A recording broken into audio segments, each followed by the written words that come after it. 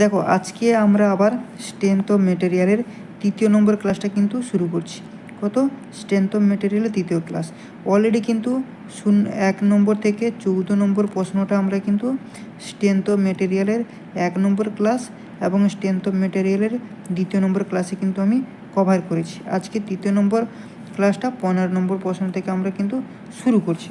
ঠিক আছে, দেখো এর সাইডে আমাদের যেটা চলছে তোমার ইঞ্জিনিয়ারিং মেকানিক্সের একটা ক্লাস হয়েছে, আর তোমার 2য় ক্লাস হয়েছে, এবং 3য় নম্বর ক্লাসটাও কিন্তু আমি পরশুদিন আপলোড করেছিলাম মেম্বারে। তো তোমরা প্রত্যেকে আশা করি দেখে নিয়েছো। ঠিক আছে, এবং এর সাথে আমরা খুরমি গুপ্তার একটা ক্লাস আমি 1.5 ঘন্টার মতো রয়েছে ক্লাসটা, সেটা আপলোড করে দিয়েছি। 1-2 দিনের মধ্যে কিন্তু সেকেন্ড ক্লাসটাও কিন্তু মানে পরশুদিন আমি আপলোড করে দেবো। ঠিক আছে, 2 দিন পর আপলোড করে দেবো। ঠিক আছে, তো এইগুলো তোমরা কিন্তু ক্লাসগুলো ভালো করে দেখে নেবে। যেমন সার্ভে ইরিগেশন যতটা ইজি, স্ট্রেংথ অফ মেটেরিয়ালটা কিন্তু ততটা ইজি না। আবার ডিফিকাল্টও বলবো না, একটু যদি কনসেপ্ট ধরে তো তোমরা যদি বুঝতে পারো তাহলে কিন্তু কোনো অসুবিধা নেই। দেখো এইগুলোকে এই প্রশ্ন ধরিয়ে থিওরি ধরিয়ে কেন করাচ্ছি বলো তো? দেখো আমার যেসব ক্লাসগুলো হচ্ছে না, এই ক্লাসগুলো তুমি যদি মন দিয়ে যদি দেখে নাও তাহলে কিন্তু ইন্টারভিউর জন্য কিন্তু তোমরা কিন্তু একই সঙ্গে কিন্তু প্রিপেয়ার হয়ে যাচ্ছ। কেন যেভাবে কনসেপ্ট ধরিয়ে আমি করাই, এই কনসেপ্টগুলোর ভিতর থেকে কিন্তু তোমাকে ইন্টারভিউর কিন্তু প্রশ্নগুলো তুলে নেবে। তোমরা দেখবে 2 দিন ধরে আমি ইউটিউবে ইন্টারভিউর কিছু টিপস দিচ্ছি, সেখানেও দেখবে এই সব কনসেপ্টগুলো থেকে কিন্তু প্রশ্ন তৈরি করা। মানে সেখানে ইন্টারভিউয়ার তারা তোমাকে জালে ফেলতে চাইবেন, কিন্তু সেই জাল থেকে তোমাকে বেরোতে হবে। তার জন্য এই কনসেপ্টগুলো কিন্তু জানা তোমাদের জন্য কিন্তু খুবই আবশ্যক। তো চলো বেশি কথা না বলে আমরা আজকে 15 নম্বর থেকে শুরু করব। 15 নম্বর কী বলছে দেখো। 15 নম্বর বলছে in stress strain curve of structure steel with high carbon content. Steel যদি হাই কার্বন কন্টেন্ট যদি থাকে স্টিলের মধ্যে, তাহলে এর মধ্যে কোন জোনটাকে আমরা প্রমিনেন্ট করতে পারবো না? অপশান এ বলছে elastic zone, plastic zone, yield zone, আর স্ট্রেন তোমার হার্ডেনিং। দেখো স্টিলের মধ্যে যদি কার্বন কন্টেন্টের পরিমাণ যদি বেশি থাকে বডির মধ্যে, তাহলে সেটা কি হয়ে যায় না হাই কার্বন স্টিল হয়ে যায়। তাহলে হাই কার্বন স্টিলের আলটিমেট যে স্ট্রেংথটা কী হয়, বেশি হয়। কেননা কার্বন কন্টেন্ট বাড়ানোর সাথে সাথে ম্যাটেরিয়ালের কী হয়, ব্রিটেননেস বেড়ে যায়। কার্বন কন্টেন্ট বাড়ানোর সাথে সাথে ম্যাটেরিয়ালের মধ্যে ব্রিটেননেস কী হয়, বেড়ে যায়। এবং ব্রিটেননেস বেড়ে যাওয়ার সাথে সাথে ডাকটিলিটিটা কী হয়ে যাবে না আমাদের ডিক্রিজ হয়ে যায়। তাহলে হাই কার্বন কন্টেন্ট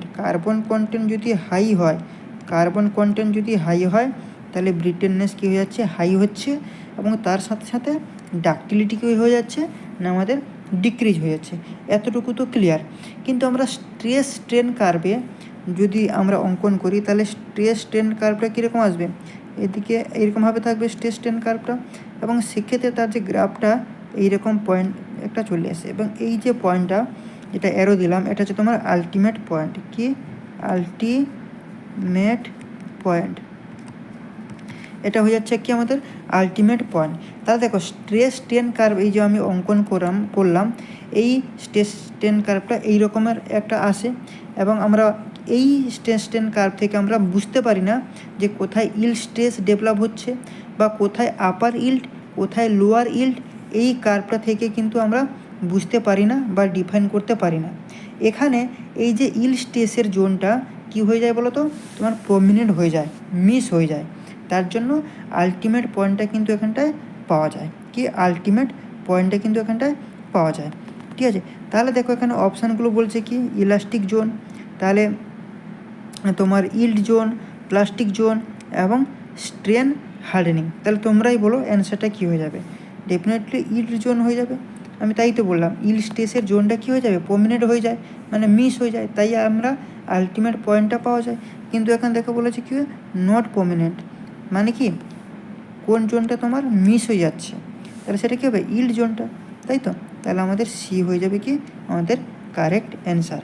তাই তো বললাম যে এই কার্ভটা থেকে আমরা কোথায় ইল্ড স্ট্রেস ডেভেলপ হচ্ছে, কোথায় আপার ইল্ড, কোথায় লোয়ার ইল্ড, এই কার্ভে আমরা কিন্তু ডিফাইন করতে পারছি না।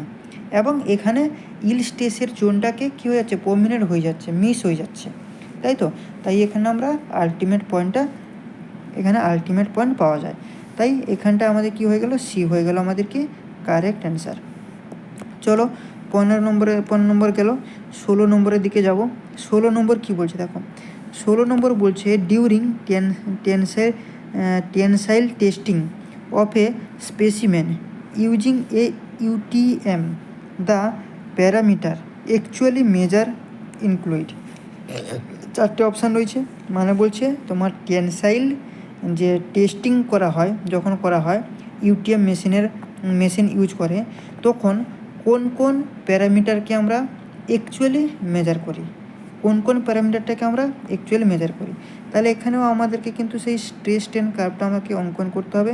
এটা কীরকম হয়, এইরকম টাইপের স্ট্রেস স্ট্রেন কার্ভটা হয়। তাহলে টেনসাইল টেস্টিং করলে এই রকমের কার্ভটা আসে। তাহলে অ্যানালাইসিস করা হয় কি স্ট্রেস স্ট্রেন কার্ভ দিয়ে, এটা কিন্তু তো এই স্ট্রেস স্ট্রেন কার্ভ দিয়ে তো আমরা অ্যানালাইসিসটা করি। তাহলে কার্ভ যখন তোমার লোড হিসাবে আসবে, তখন যে কার্ভটা আসে, মানে সেটা যদি তোমাকে এইভাবে আমি বলি, ধরো এই রয়েছে, এখানটায় আমি পি দিলাম, এদিকে আমি পি দিলাম। তাহলে এখানে লোডটা যখন আমার লোডকে ধরলাম পি, ঠিক, পি যখন আসবে লোড, এবং তাহলে সেক্ষেত্রে ইলঙ্গিনেশন কত হবে, এদিকেও টানছি এদিকেও আমি টানছি, তাহলে এই যে ইলঙ্গিনেশনটা কত আসবে, এই ইলঙ্গিনেশনটা মানে চেঞ্জ ইন ডাইমেনশন কত হয়ে যাবে, ডেল্টা এল। ইলঙ্গিনেশনটা কী হয়ে যাচ্ছে, ডেল্টা এল। তাহলে স্ট্রেস স্ট্রেন কার্ভটা এইভাবে যদি করি, এদিকে লোড দিলাম এবং এদিকে ইলঙ্গিনেশন আমি ডেল্টা এল দিয়ে দিলাম। তাহলে দেখো ডেল্টা এল আমি দিয়ে দিলাম। তাহলে দেখো তোমার যখন আমরা টেস্ট স্পেসিমেনকে দুই দিকে, এই যে টেস্ট স্পেসিমেনটাকে কী করলাম, দুই দিকে পুল করলাম, মানে স্পেসিমেনটাকে দুই দিকে পুল করা হলো, এবং সেটাকে যদি আমরা মেজার করি, তাহলে কতটা এই যে ইলঙ্গিনেশন কতটা আসছে, সেটা কিন্তু এই যে লেন্থ কতটা চেঞ্জ হয়ে যাচ্ছে, সেটা কিন্তু আমরা পেয়ে যাচ্ছি এই তোমার স্ট্রেস স্ট্রেন কার্ভ থেকে, বা UTM মেশিনে যখন আমরা করছি, মানে কার্ভে যখন লোড হিসেবে আসছে কার্ভটা, তখন যে কার্ভটা আসে, লোড আমি ধরলাম পি, আর ইলঙ্গিনেশন ধরলাম ডেল্টা এল, তাহলে এর মধ্যে এই যে কার্ভটার মধ্যে কতটা আসছে, সেটা কিন্তু এই যে তোমার স্পেসিমেনে পুল করে আমরা যেটা দেখলাম কতটা লেন্থ চেঞ্জ হচ্ছে, সেটা কিন্তু আমরা পেয়ে যাচ্ছি। তাহলে অপশান কি বলছে দেখো, true stress and true strain, না true stress and true strain তো হবে না। বি কী বলছে, তোমার Poisson ratio and Young modulus, সেটাও তো আসবে না। সি কী বলছে, engineering stress and engineering strain, সেটাও আসবে না। তাহলে লোড অ্যান্ড ইলঙ্গিনেশন, এখানেও তো তাই বললাম, লোড এবং ইলঙ্গিনেশন মানে তোমার লেন্থের মধ্যে কতটা চেঞ্জ হচ্ছে, সেটা কীভাবে করলাম, যেমন টেস্ট স্পেসিমেন এই যে নিলাম, টেস্ট স্পেসিমেন নিয়ে আমরা সেখানে পুল করলাম দুদিকে, এবং পুল করে মেজার করা হলো কতটা ইলঙ্গিনেশন আসছে, মানে লেন্থটা কতটা চেঞ্জ হচ্ছে, সেটা কিন্তু আমরা বের করছি। তাহলে লোড এবং ইলঙ্গিনেশন এর আমাদের ডি হয়ে যাবে কারেক্ট অ্যান্সার। চলো 17 নম্বরে যাব। 17 নম্বর কী বলছে, 17 নম্বর বলছে দ্য মেজার ডে স্ট্রেন তোমার রোসেট আর ইউজ, বলছে রোসেট আর ইউজ মানে কি স্ট্রেন রোসেট তোমার লিনিয়ার মেজারমেন্ট করার জন্য আমরা ইউজ করি, তাই তো, লিনিয়ার মেজারমেন্ট করার জন্য ইউজ করি। তাহলে দেখো লিনিয়ার বলতে কী বোঝাচ্ছে, দেখো এখানে লিনিয়ার বলতে ধরো এই একটা ধরো মেম্বার রয়েছে, এই একটা ধরো আমাদের মেম্বার রয়েছে, এবং এই মেম্বার আমরা পুল করলাম, এদিকে পি এবং এদিকেও পি দিলাম, এই রয়েছে আমাদের এল লেন্থ রয়েছে। তাহলে এটা কি হয়ে যাবে, এইভাবে আমাদের বেড়ে যাচ্ছে, যেহেতু আমরা টেনশন দিয়ে এখান থেকে পুল করছি, তাহলে এই যে চেঞ্জ ইন ডাইমেনশনটা কত হয়ে যাবে, আমরা জানি ডেল্টা এল। তাহলে লিনিয়ার লোড এখানে আমরা লাগিয়ে দিচ্ছি, যেহেতু লিনিয়ার লোড আমরা লাগিয়ে দিচ্ছি, তাহলে change in length by original length, সেটা ইকুয়াল টু কি স্ট্রেন, তাই তো, স্ট্রেন। কিন্তু এটা কী স্ট্রেন, লিনিয়ার স্ট্রেন, এটা কী স্ট্রেন, লিনিয়ার স্ট্রেন। কেন লিনিয়ার স্ট্রেন, না এখানে আমরা লিনিয়ার লোডটা অ্যাপ্লাই করছি, তাই লিনিয়ার স্ট্রেন।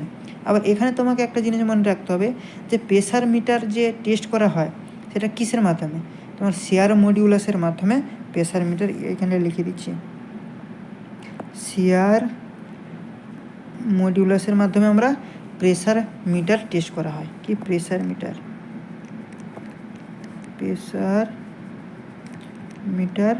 টেস্ট করা হয় শিয়ার মডিউলাসের মাধ্যমে। আর এখানটা আমি কি বললাম যে তোমার লিনিয়ার মেজারমেন্ট করা হয় স্ট্রেন রোসেটের মাধ্যমে। তাহলে এখানটা লিনিয়ার শিয়ার ভলিউমেট্রিক তাহলে কী হয়ে যাবে আমাদের অপশান এ হয়ে যাবে, অপশান এ হয়ে যাবে আমাদের কারেক্ট অ্যান্সার। ওকে, চলো 17 গেল। 18 নম্বর। 18 নম্বর কী বলছে? 18 নম্বর বলছে a localise compressive stress at the area of contact between two members is known as. দেখো এটাকে আমি তোমাকে এইভাবে বোঝাবো যে ধরো একটা কলাম রয়েছে, এই একটা কলাম রয়েছে, এটা কি বললাম কলাম, এটা রয়েছে আমাদের কলাম। তাহলে কলামের কম্প্রেসিভ লোড, এখানে ধরো এইভাবে আমাদের কম্প্রেসিভ লোড আসছে, এই কম্প্রেসিভ লোডটা ফুটিংয়ের উপরে এসে পড়বে। কেন? কলামের নিচে কি থাকছে? এইভাবে আমাদের ফুটিং থাকছে, তাহলে এইভাবে ফুটিং থাকছে, তাহলে এই ফুটিংয়ের উপরে কিন্তু কম্প্রেসিভ লোডটা এসে কিন্তু পড়ছে। কার উপর? না ফুটিংয়ের উপরে, তাই তো। এর মানে কি কলামের কম্প্রেসিভ লোড ফুটিংয়ে এসে কি হচ্ছে? কন্ট্যাক্ট হয়, মানে যেখানে এই যে ফুটিং এসে এই পয়েন্টটাতে এসে কী হচ্ছে? কন্ট্যাক্ট হচ্ছে। যেখানে কন্ট্যাক্টে আসছে কম্প্রেসিভ স্ট্রেস, সেটাকে কি বলা হয়? Bending stress. কি? Bending stress. এই যে কম্প্রেসিভ স্ট্রেসটা ফুটিংয়ের উপর যেখানে কন্ট্যাক্টে আসছে সেটাকে আমরা কি বলছি? Bending stress. তাহলে বেন্ডিং স্ট্রেসের যে ইফেক্ট আসে সেটাকে কি বলা হয়? ক্রাশিং। বেন্ডিং স্ট্রেসের যে ইফেক্ট সেটাকে কি বলা হয়? ক্রাশিং। তাহলে এবারে তোমরা বলো, তাহলে তোমরা এটাকে বলো কোনটা হবে, তোমরা কমেন্টে তাড়াতাড়ি বলে দেবে, ঠিক আছে? শিয়ার বলে, না বেন্ডিং বলে, না ক্রাশিং বলে, না টেনশন বলে?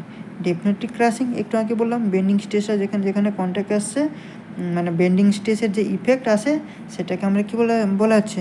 ক্রাশিং। তাহলে সেটাকে আমরা কী বলছি? ক্রাশিং। তাহলে বি হয়ে যাবে আমাদের কারেক্ট অ্যান্সার। এগুলো কিন্তু সবই প্রিভিয়াস ইয়ারের প্রশ্ন, স্টেট JEE প্রিভিয়াস ইয়ারের প্রশ্ন, সেগুলো ডিপলি কিন্তু তোমাদের সাথে আমি সলিউশন করে দিচ্ছি। এবং এই কনসেপ্ট থেকে আমার কাছে অনেকগুলো রয়েছে, প্রায় 300টা কি 3000টার মতো রয়েছে স্ট্রেংথ অফ মেটেরিয়ালের প্রশ্ন, সবগুলো কিন্তু তোমাদেরকে ধরিয়ে করাবো।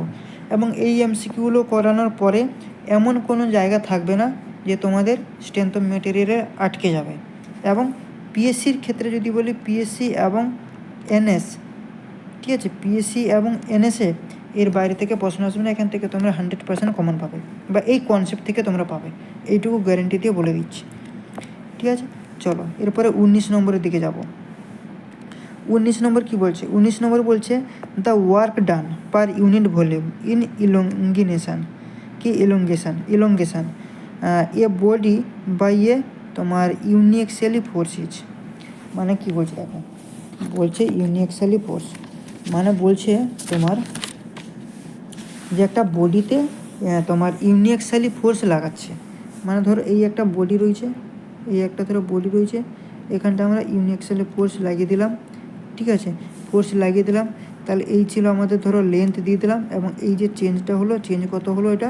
এটা আমাদের ধরো ডেল্টা এল পরিমাণ চেঞ্জ হলো। মানে ইলংগেশন হওয়া মানে কি না, বডির কিছু দেখো, ইলংগেশন মানে এই যে বডিটা, এই বডির মধ্যে কিছুটা এরিয়া রয়েছে, এটাকে ধরে দিলাম আমি এরিয়া, বডির কিছুটা তো এরিয়া রয়েছে। তাহলে ভলিউম আমরা কি করে বের করব? ভলিউম কী করে বের করব? ভলিউম বের করতে গেলে আমাকে এই এরিয়ার সঙ্গে এই লেন্থটাকে আমাকে গুণ করে দিতে হবে, তবে গিয়ে তো আমরা কী পাবো? ভলিউম পেয়ে যাচ্ছি, তাই তো। আবার এই যে ভলিউমটাকে আমরা ইউনিট মেনে নেব। ইউনিট মেনে যদি চলি, তাহলে ফিজিক্সে আমরা কি পড়েছিলাম? ওয়ার্ক ডান, এখানে দেখো বলেছে ওয়ার্ক ডান। এই যে work done is equal to আমরা কি বলেছিলাম? তোমার energy stress in volume of body, তাই তো। কি এখানটা লিখে দিচ্ছি, work done is equal to energy, তোমার কি বললাম গো, work done is equal to energy stress in volume of body, তাই তো। এটা বলতে পারো, বা তুমি এটা বলতে পার ইউনিট ভলিউম। মানে কি? মানে হচ্ছে তোমার কত এনার্জি স্টোর হচ্ছে পার ইউনিট ভলিউমে, সেটা আমরা বের করব। তাহলে দেখো আমি যেহেতু ইউনিট ধরে নিলাম, তাহলে এই যে ওয়ার্ক ডানের ইউনিট এবং এনার্জির ইউনিট, দুটোর ইউনিট কিন্তু সমান। কি না, সেটা হচ্ছে জুল। দুটোর ইউনিট কিন্তু জুল। তাহলে এখান থেকে আমরা যদি স্ট্রেস স্ট্রেন কার্ভটা যদি বলি আঁকি, এই ধরো স্ট্রেস স্ট্রেন কার্ভ রয়েছে, স্ট্রেস স্ট্রেন কার্ভ। তাহলে এখানে ধরো, এখানে আমি একটা পয়েন্ট নিলাম 0 এবং এখানে একটা ধরো পয়েন্ট নিলাম এ, এই পয়েন্টে নিলাম এ। তাহলে এই 0 থেকে এতে যেতে কতটা এনার্জি স্টোর হচ্ছে সেটা আমি বের করব। তাহলে সেটা বের করতে গেলে আমাকে এখানে ট্রায়াঙ্গেল করতে হবে, এই যে ট্রায়াঙ্গেল। তাহলে এই ট্রায়াঙ্গেল করে এই ট্রায়াঙ্গেলের যে এরিয়া, এই এরিয়াটা কত, এই এরিয়াটা আমাকে বের করতে হবে, তাই তো? এই এরিয়াটা আমাকে বের করতে হবে। তাহলে এরিয়াটা কী করে বের করব না, এরিয়া বের করতে গেলে এই যে ট্রায়াঙ্গেল, এই ট্রায়াঙ্গেলের এরিয়া আমরা কী করে বের করব না, half into stress into strain, এইটা করে আমি কিন্তু বের করব, তবে গিয়েই তো বেরোবে, তাই না? তাহলে দেখো এবার অপশানে দেখো, অপশানে স্ট্রেস স্ট্রেন রয়েছে না, স্ট্রেস স্ট্রেন তো হবে না, কেন আমরা পেলাম half into stress into strain. Option সিতে রয়েছে দেখো half into stress into strain, তাহলে সি হয়ে যাবে কি আমাদের কারেক্ট অ্যান্সার। ওকে, চলো এরপরে নেক্সট প্রশ্নের দিকে যাবো। 20 নম্বর প্রশ্নে কী বলছে দেখো, 20 নম্বর প্রশ্ন বলছে ইফে তোমার rigidly connected bar of steel and copper is cool. কী বলছে, কপারটাকে কুল করে দিচ্ছে, তাহলে the copper bar will be subjected to, most important এই প্রশ্নটা মন দিয়ে শুনবে। এটা দেখো বলছে তোমার রিজিডলি কানেক্টেড বার রয়েছে, যেখানে স্টিল আর কপার, কী বলেছে, স্টিল আর কপার কিন্তু বলেছে, স্টিল আর কপারে, কিন্তু একে এই স্টিল এবং কপারকে যদি কুল করা হচ্ছে, তাহলে কপার বারের মধ্যে কী ইফেক্ট হবে, এই দুটো যদি কুল করে দেওয়া হয় তাহলে আমাদের কপার বারের মধ্যে কি ইফেক্ট আসবে। দেখো কুল করা মানে কি, কুল করা মানে টেম্পারেচারকে ডিক্রিজ করা হচ্ছে। তাহলে এটাকে বুঝতে গেলে আমাদেরকে থার্মাল স্ট্রেসের সম্পর্কে একটু জানতে হবে। কি থার্মাল স্ট্রেস, ভালো করে লিখি,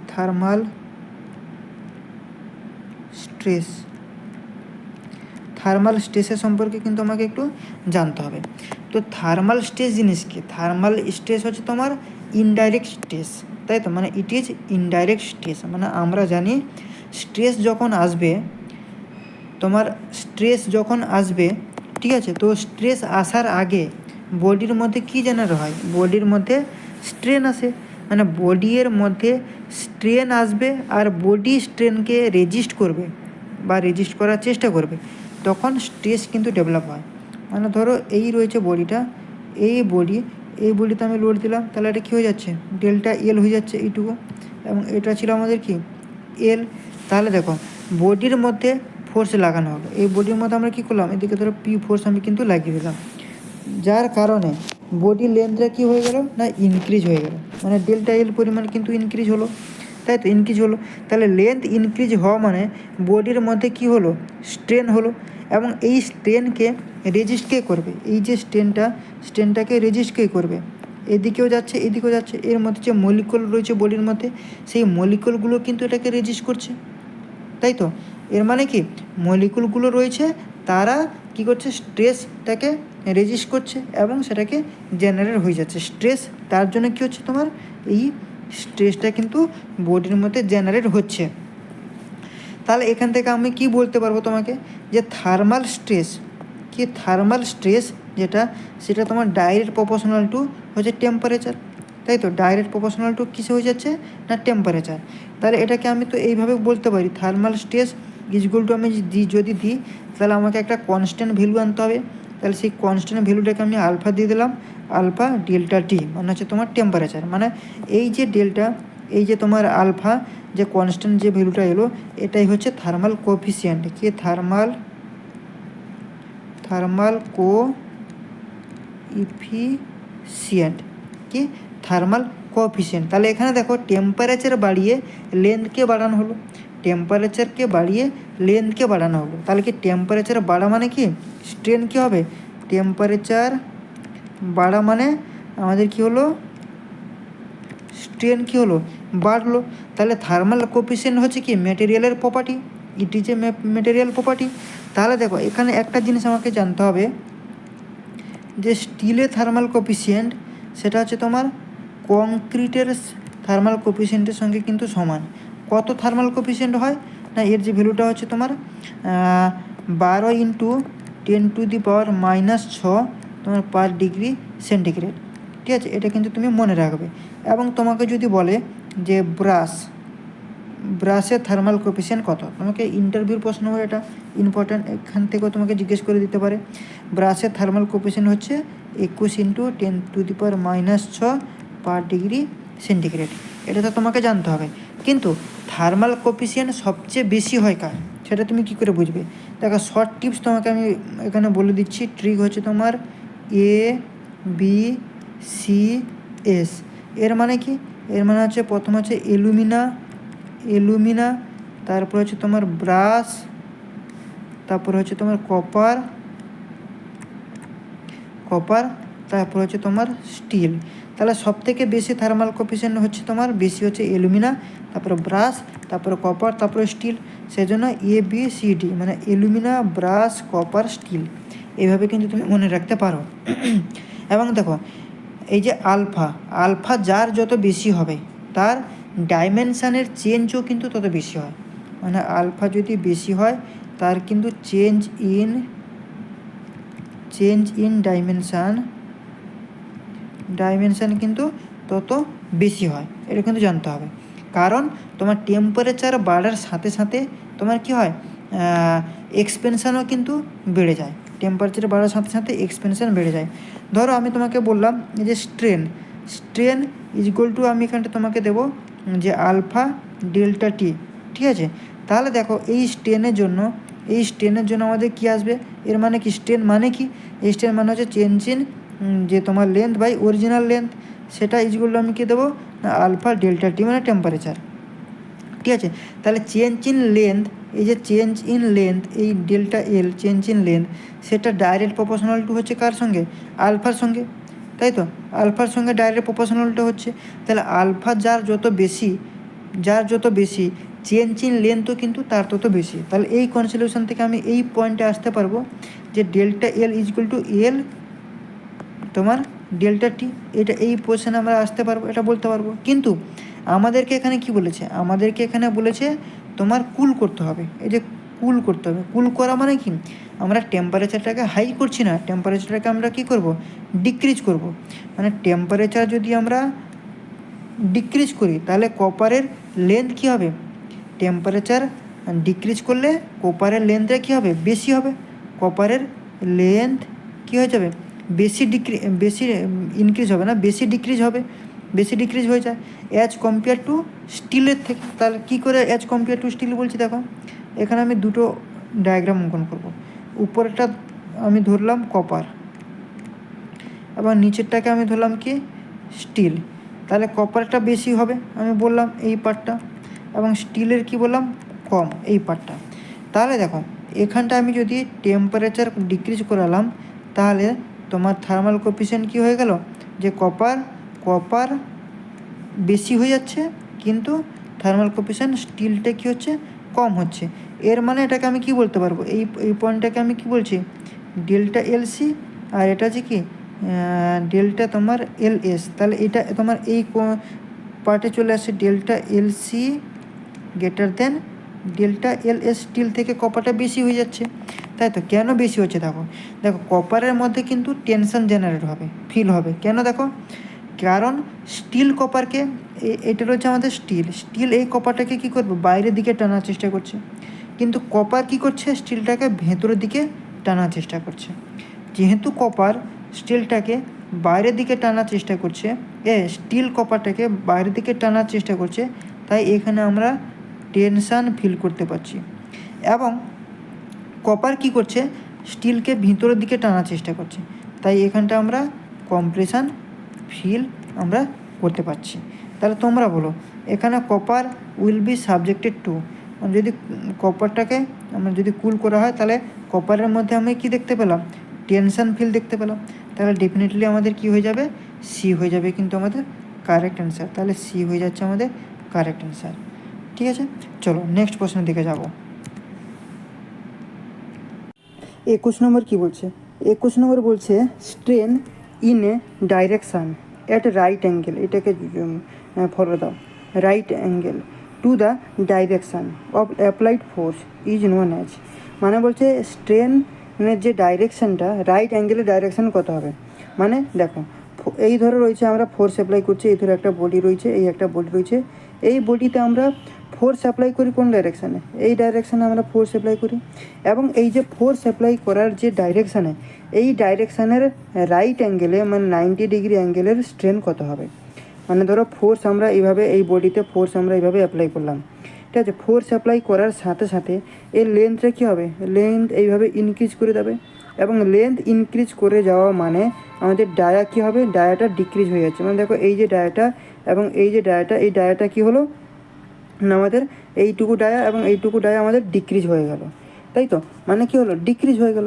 তাহলে এই যে ফোর্সটা আমরা অ্যাপ্লাই করছি, এবং এই ফোর্স মানে কীরকম হলো? এই ছিল আমাদের বডিতে এখানে ফোর্স অ্যাপ্লাই করলাম, এবং এর 90 ডিগ্রি অ্যাঙ্গেল মানে কি? এইটা, মানে এইটা, এই যে অ্যাঙ্গেলের, এই অ্যাঙ্গেলের তোমার স্ট্রেনটা কত হবে সেটা কিন্তু আমাদেরকে বের করতে হবে। তাহলে লেন্থ যখন চেঞ্জ হয়ে যাচ্ছে, ডায়ামিটার যখন চেঞ্জ হয়ে যাচ্ছে, তখন আমরা কি বলতে পারবো? Change in length by original length. যখন লেন্থটা আমাদের চেঞ্জ হচ্ছে, মানে ফোর্স অ্যাপ্লাই করার সাথে সাথে লেন্থ কী হচ্ছে? ইনক্রিজ হয়ে যাচ্ছে। এর মানে কি? চেঞ্জ ইন লেন্থ মানে আমরা কি জানি? Del L by original length মানে এল। এটাকে আমরা কি বলি? এটাকে আমরা লঙ্গিটিউডিনাল স্ট্রেন বলা হয়। কি? লঙ্গিটিউডিনাল স্ট্রেন কিন্তু আমরা বলি। তাহলে লঙ্গিটিউডিনাল স্ট্রেন। আর যদি লেটারাল স্ট্রেনের যদি কথা বলি, তাহলে এই আমাদের ডায়ার কথা আসবে। মানে কি? তোমার চেঞ্জ ইন ডায়া মানে ডেল্টা ডি বাই তোমার অরিজিনাল যে ডায়াটা সেটা, এইটা ইকুয়াল টু কি? লেটারাল স্ট্রেন, তাই তো। তাহলে দেখো লঙ্গিটিউডিনাল ডাইরেকশানে, লঙ্গিটিউডিনাল ডাইরেকশন মানে কি? এই ডাইরেকশান, এই ডাইরেকশানে আমরা কি ফোর্স অ্যাপ্লাই করছি? না টেনসাইল। কি? টেনসাইল ফোর্স আমরা অ্যাপ্লাই করছি। এবং লেটারাল ডাইরেকশানে আমরা কি ফোর্স অ্যাপ্লাই করছি? না কম্প্রেশন অ্যাপ্লাই করছি। তাহলে এখান থেকে আর কি জানতে হবে? এখান থেকে আরেকটা জিনিস আমরা জানবো, যে তোমার মিউ। তাহলে মিউ ইকুয়াল টু কি? না লেটারাল স্ট্রেন বাই তোমার লঙ্গিটিউডিনাল স্ট্রেন। তাহলে এর জেনারেল রেঞ্জ কত? না জেনারেল রেঞ্জ হচ্ছে আমাদের -1 থেকে তোমার 0.5, ঠিক আছে। এবং এর যে তোমার ইঞ্জিনিয়ারিং রেঞ্জ হচ্ছে কত? 0 to 0.5। এই ডেটাটাও কিন্তু আমাদেরকে জানতে হবে। তাহলে তোমরা বলো 90 ডিগ্রি অ্যাঙ্গেলের ডাইরেকশনে কী স্ট্রেন আসবে? বলো, তোমরাই বলো অ্যান্সারটা কী হয়ে যাবে। তোমার শেয়ার স্ট্রেন তো হবে না। লঙ্গিটিউডিনাল হচ্ছে তোমার টেনসাইল মানে এটাও হবে না। ভলিউমেট্রিকও হবে না। তাহলে কী হবে? লেটারাল স্ট্রেন মানে তোমার কম্প্রেসিভ ফোর্স কিন্তু আমরা অ্যাপ্লাই করছি, তাই আমাদের এখানে লেটারাল স্ট্রেন চলে আসছে। তাহলে অপশান বি হয়ে যাবে কিন্তু আমাদের কারেক্ট অ্যান্সার। বোঝা গেছে? চলো এরপরে আমরা যাব 22 নম্বর প্রশ্নের দিকে। 22 নম্বর কী বলছে দেখি।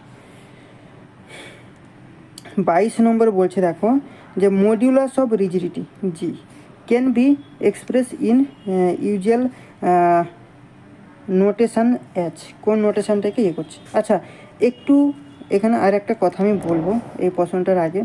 এই যে 21 নম্বরে যেখানে তুই স্ট্রেনের প্রশ্ন ছিল, তাই এখান থেকে স্ট্রেন কয় প্রকারের বলো তো? দেখো স্ট্রেন কিন্তু বেসিক্যালি আমরা জানি দু প্রকারের। কি? একটা হচ্ছে প্রাইমারি স্ট্রেন, আর একটা হচ্ছে তোমার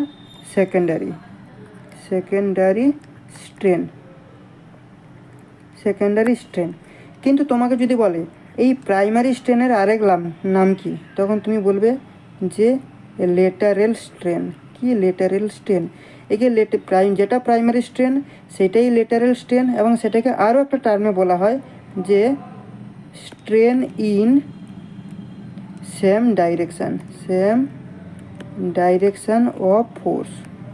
এই তিনটে টার্ম কিন্তু মনে রাখবে, তোমাকে যে কোনো একটা পার্টে জিজ্ঞেস করতে পারে। আর সেকেন্ডারি স্ট্রেনকে আমরা কি বলতে পারি?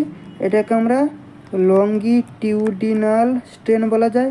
আর এটাকে আমরা কি বলবো? Strain in perpendicular direction of force, ঠিক আছে। এখানেও কিন্তু এই জিনিসটা কিন্তু আমাদের জানতে হবে। চলো এটা গেল 21 নম্বর। 22 নম্বর কী বলছে? 22 নম্বর যেটা বলছে modulus of rigidity G can be express in usually তোমার নোটেশন, কোনটাকে নোটেশন করছে সেটা আমাদের জানতে হবে। তাহলে এটা জানার আগে আমরা এটা জানবো, একটা ফর্মুলা আমি তোমাদেরকে বলেছিলাম যে ইজ ইকুয়াল টু কি 2g 1 প্লাস মিউ, এটা আমরা জানি। এবং এখান থেকে আমরা যদি জি যদি বের করি তাহলে কি আসবে ই বাই 2 1 প্লাস মিউ, যেখানে জি ইজ ইকুয়াল টু কি না মডিউলাস অফ রিজিডিটি।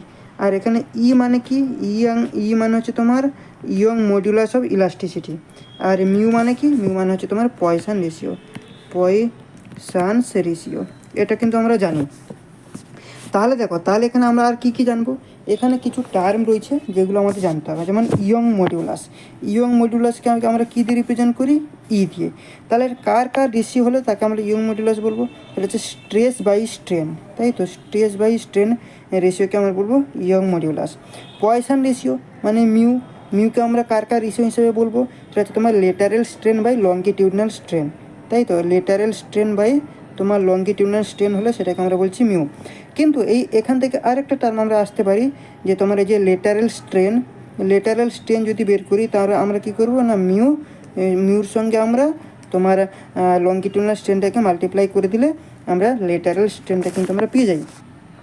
এবং দেখো বাল্ক মডিউলাস, যেটাকে আমরা কে দিয়ে রিপ্রেজেন্ট করি, সেটা হচ্ছে কি normal stress by volumetric stress. এখানটায় লিখে দিচ্ছি নর্মাল স্ট্রেস বাই ভলিউমেট্রিক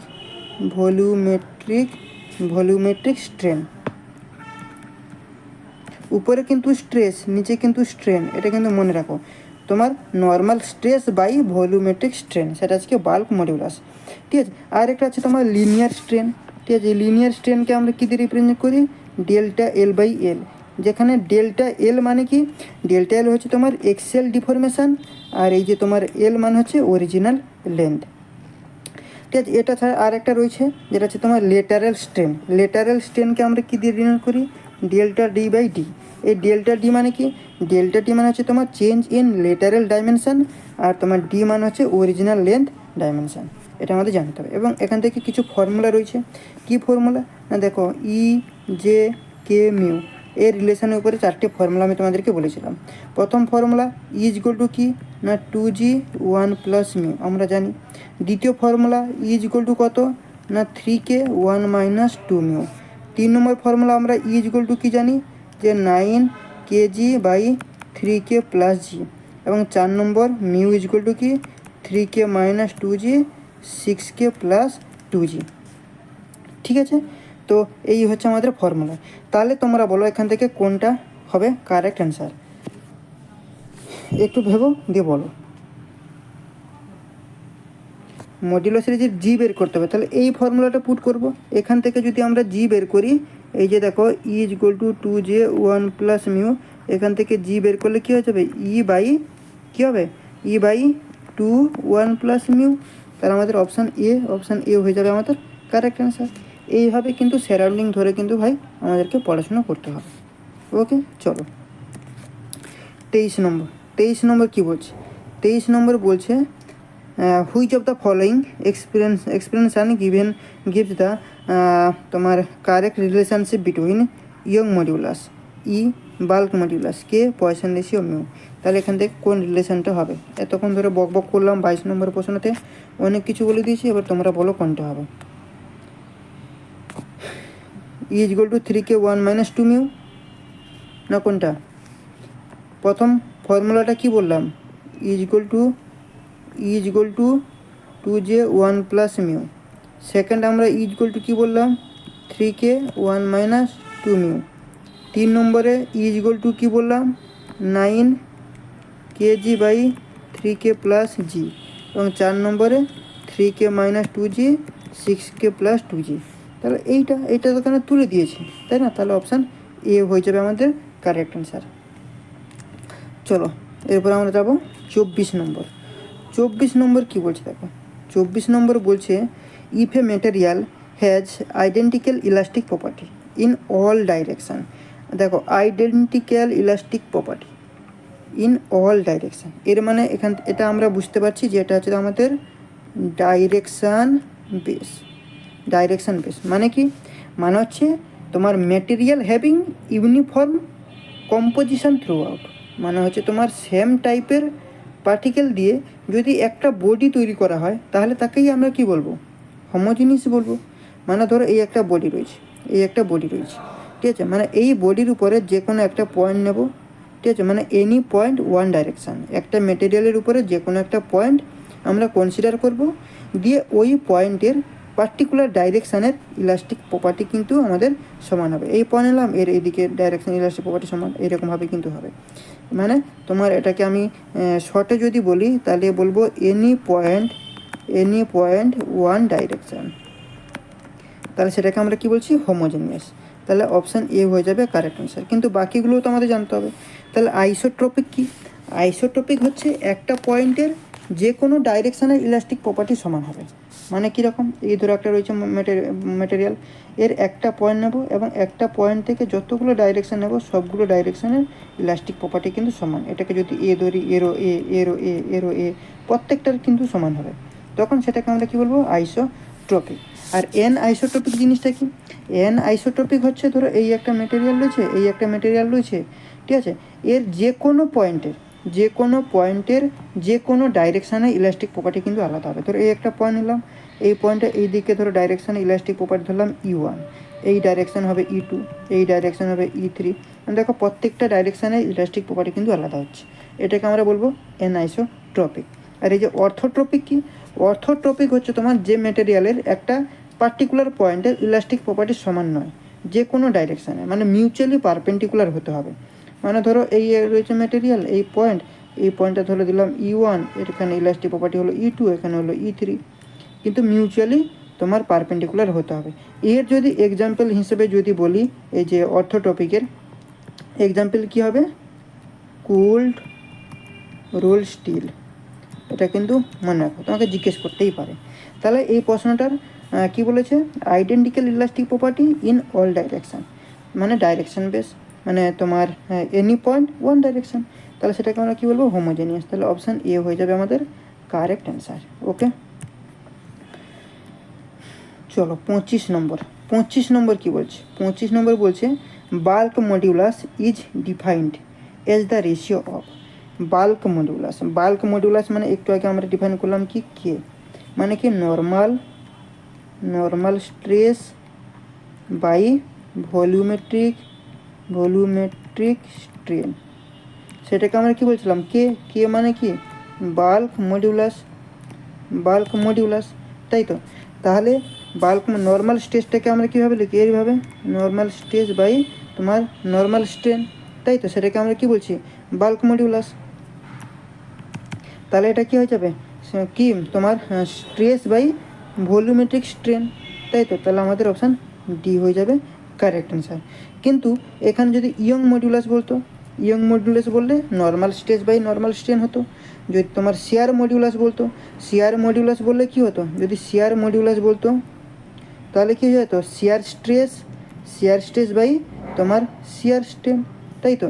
আর যদি এখানে পয়সন রেশিও বলে তাহলে লেটারাল স্ট্রেন, সেটা হয়ে যাবে কি, পয়সন রেশিও। কিন্তু এই পয়সন রেশিওর তোমার জেনারেল রেঞ্জ কত, -1 to 0.5, আর তোমার ইঞ্জিনিয়ারিং রেঞ্জ কত, 0 to 0.5। এটা কিন্তু আমাদেরকে জানতে হবে। তাহলে অপশান ডি হয়ে যাবে আমাদের কারেক্ট অ্যান্সার। ওকে, চলো এরপর আমরা যাব 26 নম্বর কি বলছে, 26 নম্বর বলছে strain energy cause by bending is given by the relation. কোন রিলেশানটা হবে, মানে দেখো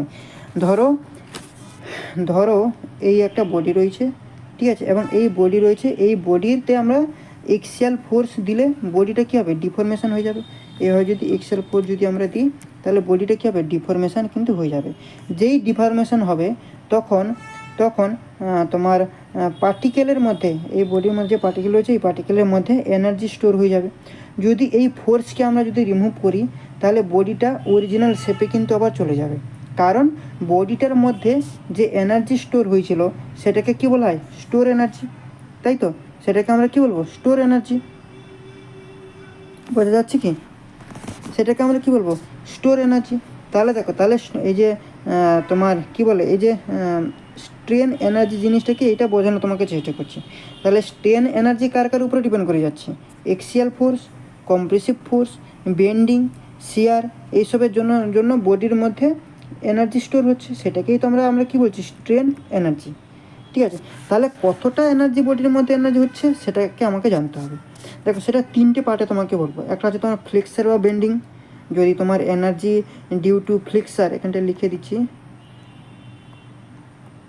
ফ্লেক্সার বা বেন্ডিং যদি হয়, তাহলে ইন্টিগ্রেশন দিয়ে আমাদের করতে হবে। তাহলে কি হবে, m²/2EI dx, এটা হচ্ছে ফ্লেক্সারের জন্য। ঠিক আছে, আর যদি এক্সিয়াল লোডের জন্য হয়, কি এক্সিয়াল লোডের জন্য যদি হয়, তাহলে কি আসবে, সব ক্ষেত্রে কিন্তু ইন্টিগ্রেশনের সাইন আসবে। এখানে আসবে তোমার p²/2AE dx। আর যদি শিয়ারের জন্য হয়, শিয়ার, এখানটা লিখে দিচ্ছি শিয়ারের জন্য কি হয়ে যাবে না, ইন্টিগ্রেশন তোমার এটা v²/2JG dx। এখানে ক্লিয়ার করে লিখে দিচ্ছি, শিয়ারের জন্য হচ্ছে তোমার ইন্টিগ্রেশন v²/2JG dx, এটা হচ্ছে শিয়ার জন্য।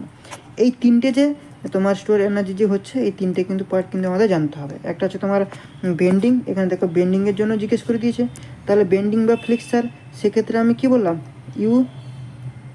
m²/2EI dx। তাহলে আমাদের কি হয়ে যাবে, অপশান বি দেখো মিলে যাচ্ছে, অপশান বি হয়ে যাবে আমাদের কারেক্ট অ্যান্সার। ওকে, চলো 27 নম্বর কি বলছে, 27 নম্বর বলছে, what will be the unit of strain energy density in SI unit.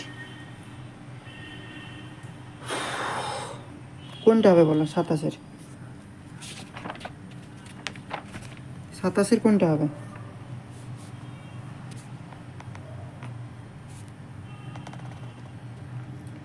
Strain এনার্জির ডেনসিটি কত, strain energy per unit volume, এর মানে পার ইউনিট ভলিউম বডির মধ্যে কত এনার্জি স্টোর হচ্ছে, সেটাকে তো আমরা স্টোর এনার্জি বলবো, সেটাকে তো আমরা কী বলছি, স্ট্রেন এনার্জি, তাই তো।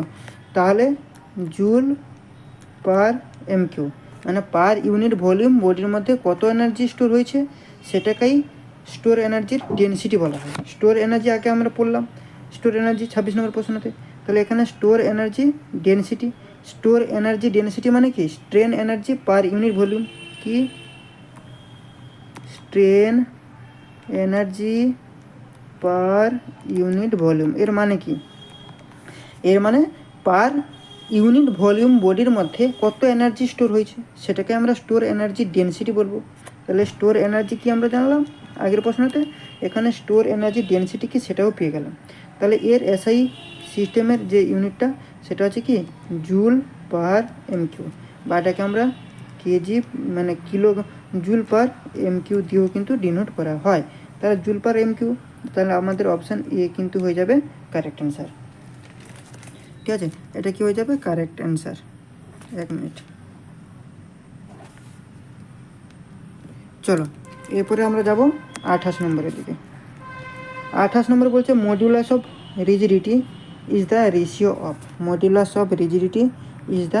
রেশিও অফ, তাহলে আমরা কি জানি, stress direct proportional to strain, তাহলে shear stress direct proportional to shear strain.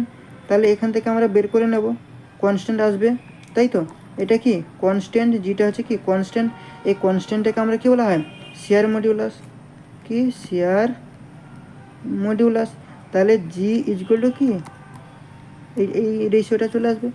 তাহলে এটাকে আমরা কি বলতে পারবো, shear stress by shear strain. তাহলে ডি হয়ে যাবে আমাদের কারেক্ট অ্যান্সার। আর ডিপলি যাচ্ছি না কেন, অনেকবার কিন্তু এই একটা জিনিসকে নিয়ে আলোচনা করছি।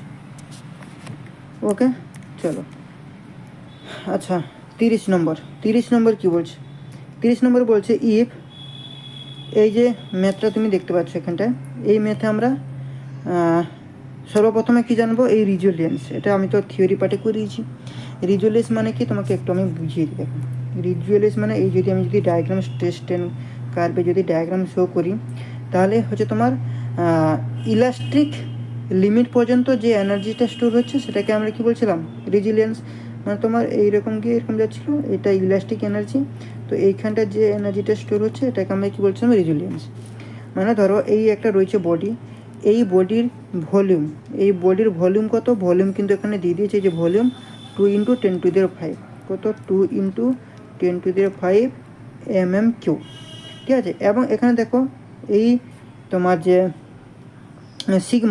সিগমার কিন্তু ভ্যালুও দিয়ে দিয়েছে, তাহলে সিগমার ভ্যালু কত 10 Nm/m², কত 10 Nm/mm²। এবং এখানে ইর ভ্যালুও কিন্তু দিয়ে দিয়েছে, ইর ভ্যালু দিয়েছে কত 1 × 10⁵ Nm²। তাহলে দেখো, তাহলে এটাকে আমাকে স্ট্রেন কতটা এনার্জি হচ্ছে ঠিক আছে সেটা আমাকে বের করতে হবে। তাহলে আমরা কি করে বের করব, দেখো এখানে একটা ফর্মুলা আমি তোমাদেরকে দেবো, যেটা হচ্ছে half into stress into strain into volume, এই ফর্মুলাতে পুট করে দিতে হবে। তাহলে এই যে স্ট্রেন, এটা ইকুয়াল আমরা কি জানি, এটা আমরা লিখতে পারি কি না, অবভিয়াসলি লিখতে পারি। তাহলে এখানটা শুধু পুট করে দাও, ইন্টু স্ট্রেস ইন্টু এইটা এই জায়গায় এই ভ্যালুটাকে পুট করে দাও। এটাকে আমরা যদি পুট করে দিই, আর ভলিউম আমার যেটা আছে সেটাকে আমি রাখবো। তাহলে এটাকে যদি ক্যালকুলেশন করি, তাহলে আমাদের 2E ইন্টু ভলিউম এটা আসবে। এবার এখানটা ডাটা পুট করে দাও, 10²/2 × 1 × 10⁵ ইন্টু 2 × 10⁵। এটাকে যদি ক্যালকুলেশন করো তাহলে আসবে 100 ইউনিট হবে Nm/mm। তাহলে 100 Nm/mm আছে সি, তাহলে সি হয়ে যাবে আমাদের কারেক্ট অ্যান্সার। ঠিক আছে, তো আজকে এইটুকুই থাক। একটু ক্লাসটা দিতে যদিও লেট হয়ে গেল, এই মাসে আমার প্রচুর কাজের চাপ ছিল। তোমাদের মনে হয় আই থিঙ্ক একটা ক্লাস মনে হয় কম করিয়েছি এই মাসে, তো সেটা কিন্তু নেক্সট মাসে কিন্তু আমি কভারেজ করে দেবো। এবং এই মাসে আজকে হচ্ছে আমাদের কত 28 তারিখ, তো 28 তারিখ 29 তারিখ দুদিনের মতো আমি আরেকটা ক্লাস দেওয়ার চেষ্টা করছি। যদি না দিতে পারি তাহলে নেক্সট মাসে কিন্তু আমি কভার করে দেবো, 8টা ক্লাস থেকে 9টা কি 10টা করে দেবো। ঠিক আছে, চলো আজকে এখানে শেষ করছি, আবার নেক্সট পার্ট আবার দেখা হয়। প্রত্যেকে কিন্তু মন দিয়ে কিন্তু এটা দেখে নাও। ঠিক আছে, চলো বাই।